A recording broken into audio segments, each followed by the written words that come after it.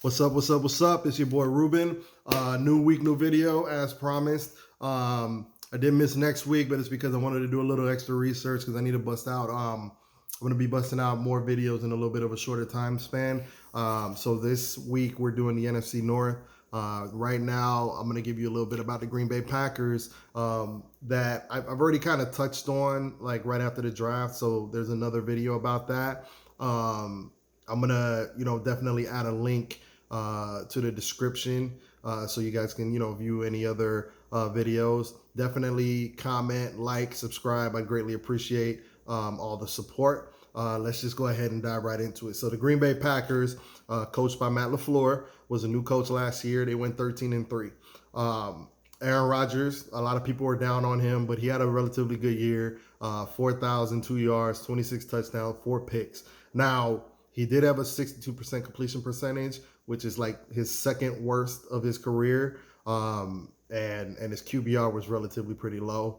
And those that don't follow QBR, it's like a cumulative stat to show like how much your quarterback contributes to winning. Now, I'm a stats aren't everything guy. I think Aaron Rodgers is that deal at quarterback. But watching them last year, what I felt like I saw was there was a little bit of a disconnect between the coach and the offense he wants to run and Aaron Rodgers and his particular style.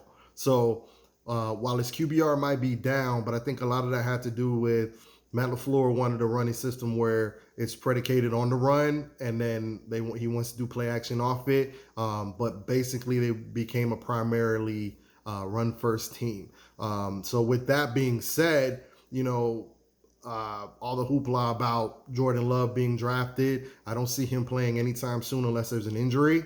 And if you want to be 100 with you, I'm not sure he's that guy, but he's in a good situation to go ahead and be molded. So I don't expect to see him for 2, maybe 3 years. With the offense they were running, Aaron Jones became that guy. And if you're a fantasy guy, we've been waiting for years for Aaron Jones to kind of be set free. And he rewarded everybody with 1,084 yards, 16 touchdowns, 19 total touchdowns, 49 catches, 474 yards. We've been waiting for him to waiting for the Packers to let him loose like his whole career. So it finally happened, and we'll see what happens going into this season. This season will be an interesting one. Behind Aaron Rodgers, they have Jamal Williams. He's the best pass blocker on the team, which is kind of been a reason why they say Aaron Jones hasn't been getting the run in the past years, was because of his lack of pass blocking. Jamal Williams is the best one, and he has sort of made a name for himself as a third down role now. He had 5 touchdowns. He had 39 catches to add 460 rush yards. He did have a couple injuries. Both these guys had a little knick-knack injuries, but they relatively had pretty good years as a 1 and 2 punch combo. The interesting part that happened here is they drafted A.J. Dillon. He was a running back out of Boston College. He was 6 feet, 240 some odd pounds. 4.5 speed, had like 3,000 yard seasons. Dude was basically a monster. They drafted him, brought him in, and they drafted him relatively early. I believe it was the 2nd round. Now, that's the part that I'm more raised an eyebrow on as opposed to Jordan Love, because both Jamal Williams and Aaron Jones got a contract coming up. So which one are they going to pick? I think A.J. Dillon fits what LaFleur wants. Think of a Derrick Henry, bell cow type of back. I'm not sure they're going to shell out the cash that Aaron Jones is going to be looking for.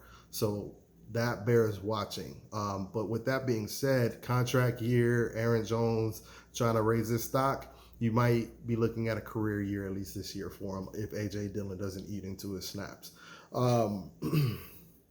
Moving on to the wide receiving core. A lot of people are down on the wide receiving core.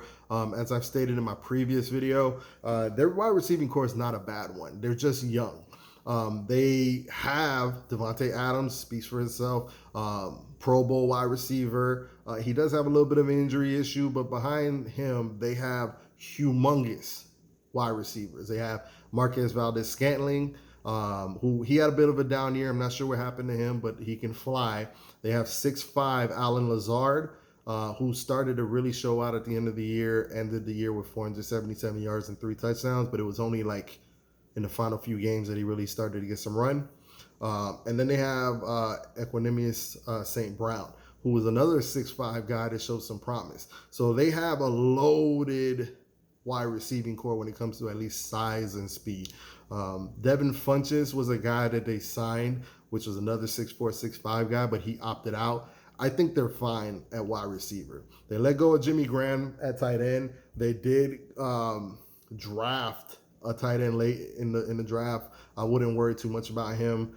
They did re-sign Mercedes Lewis, who I think is one of the better, if not the best, blocking tight end in the league. Has great size, still a good red zone threat.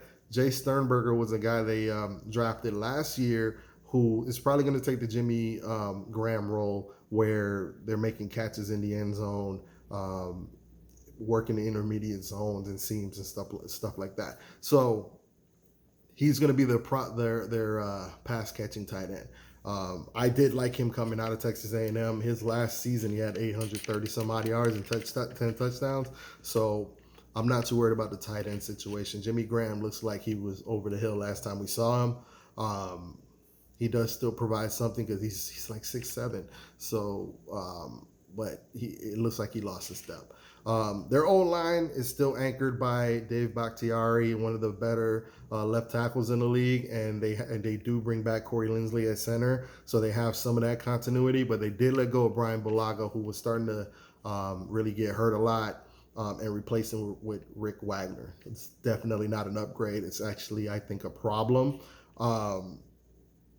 Definite downgrade. Now, they did get a Eldon Jenkins, who was a college center who they didn't get him, but he was a second-round college center who made a smooth transition to left guard. Started due to injury, never looked back. And at right guard, that's the bit of the wild card right there, because they have Billy Turner, who was among one of the worst guards in the league, if not offensive lineman. He allowed like 45 pressures and 6 sacks. So that's something that bears watching, is that right side of the line. All right. So moving on to the defense.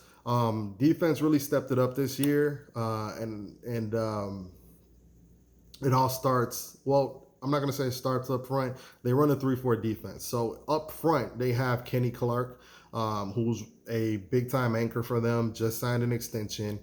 Big-time extension is going to be there for years to come. But on either side of them, they have Dean Lowry and Tyler Lancaster. They weren't anything to scream about. Now, in this formation, they do want them to hold the point a lot more. Sacks isn't really a big deal, but these guys offered you like virtually nothing in the pass rush whatsoever. Now, they do have a Kingsley Kiki, who's more of a pass rusher, and that's somebody you might want to take a look at. And I think they should experiment with Rashawn Gary, who they drafted last year, who, in my mind, I always thought of him as more of a 3 technique type of guy, and they have him at linebacker. I think they have him a little miscast. He didn't have a great year last year. I think they should, flirt with him, a little more, playing with his hand in the dirt and see where that goes. But ultimately, it didn't matter, because the linebacking core were the stars of this unit, with Zadarius and Preston Smith. Both of them combined for 25.5 sacks and a league-high 55 pressures together. The question mark for the linebacking core comes in the middle. They got rid of Blake Martinez last year. I guess the complaint was he didn't make enough plays or enough tackles in the backfield, but they replaced him with Christian Kirksey, good pass coverage type of linebacker. And then they have a combination of dudes that they have Oren Brooks, Kamal Martin, who are they have nice size, but again, still more pass coverage type of linebackers. They have a guy that might be a sleeper in Ty Summers. He was a 6'1", 240-pound linebacker who ran 4.5, had 27 reps. Look out for him. He could look to replace somebody, especially if there's an injury. He was primarily special teams last year, but I know the team's a little high on him right now. Kamal Martin, is another guy. He has nice size. That middle of the linebacking core is a work in progress. Now, I think they're thinking that, what happened to them in the playoffs was a bit of an aberration. And let's hope so, because if that's the key to success is just run the ball on them, then they're going to have a problem. Their secondary this is one of the best secondaries in the league. Like, if you're building a secondary, bravo to them. Jair Alexander, couple picks, 17 passes defense. Kevin King, 6'3" corner on the other side, 5 picks, 15 passes defense. Darnell Savage, not a bad rookie year, wasn't spectacular, but he was a ball hawk. He was a 4.3 guy, pick machine in Maryland. Adrian Amos, another guy, another safety with speed, 80-plus tackles, and it weakened your division rival taking them from him. So that was a good move there. Josh Jackson is their third corner. I'm not sure what happened to him. He was a guy that had talent in college. He had like 8 picks his last season in college, and I don't know if he's lost confidence, but it's been a problem for him to see the field a lot. With all that being said, I feel like this team, right, should be one of the favorites to go to the Super Bowl, but I also feel like when you watch them play, there's a little bit of you feel that disconnect between Aaron Rodgers and LaFleur. I kind of feel like the team is sort of, at least they're philosophically built a little opposed to how it should be. So, for instance, with that secondary and the pass rush that they're able to deploy, they should be trying to run up the score on teams and then allowing those linebackers to pin their ears back and just send them crazy, right? But the problem is when you play a ball control, conservative type of offense where you're just running the ball, and then you pick your spots or whatever, you're never really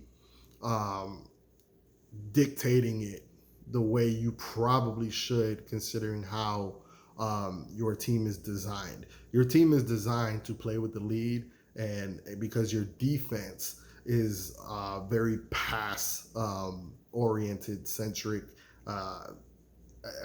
What I mean is that defense is designed to stop the pass. They're very weak against the run.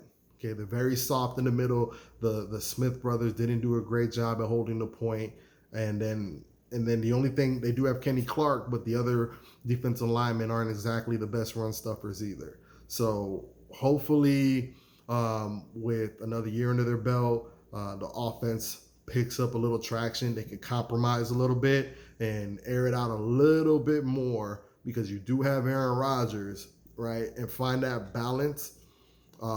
This team can be a problem if they do that, because they really need to protect themselves from getting ran through. All right, so I think this is their division to take, and personally, I think it's between them and the Bears. But I'll talk more about those other teams in the next couple of videos, all right? And again, I appreciate y'all listening. Go ahead and hit like, subscribe to the YouTube Fan Smarter channel, please. I greatly appreciate it. If you're checking me out here, check me out on Instagram, Hope0219. Like the video, follow the video, share the video. I'd greatly appreciate it. It's your boy Ruben. Like, comment again. And if you have any questions, comments, anything you guys want to bring up that you want me to touch on, I'll be making another video, hopefully answering a lot of your questions. All right. Again, it's your boy Ruben. Peace out.